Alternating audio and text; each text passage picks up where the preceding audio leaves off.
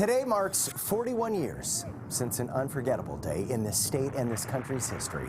Mount St. Helens erupted on this day back in 1980. Those who were here at that time, they all remember where they were, Jamie.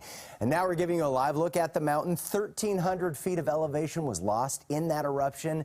Since then, scientists have taken some really big steps in monitoring volcanoes. Q13 News reporter and meteorologist Grace Lim has a closer look at what that means for our state's volcanoes that are still active.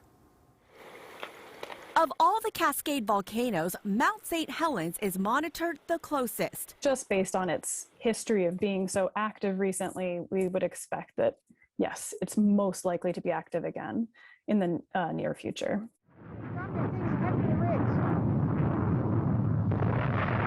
And since the deadly 1980 eruption, scientists have come a long way in monitoring Washington state's most active volcano. We have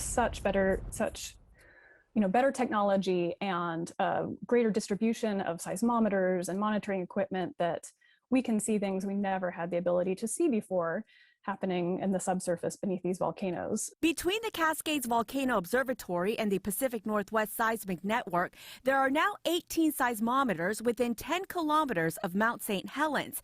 And with the advancement of satellite imagery, geologists are able to see changes to the ground surface. Because these satellites are circling the globe, taking pictures of volcanoes, we can compare, contrast on days to weeks what the volcanoes are doing. That's an amazing advancement in our volcano monitoring techniques. Research geologists like Emily Johnson are also looking at the volcano's past eruptions to predict future activity. All of my research is sort of trying to understand the run-up to volcanic eruptions. So where were magmas stored in the crust? How long did they sit there before they erupted?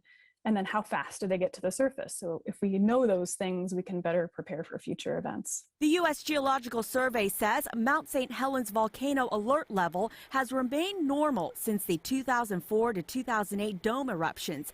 And while it's impossible to pinpoint its next eruption, scientists say improved monitoring will give advanced warning before it happens. We're also working to update our monitoring techniques with new technologies, and we'll have some field efforts this summer to do that. In Seattle, Grace Lim, Q13 News.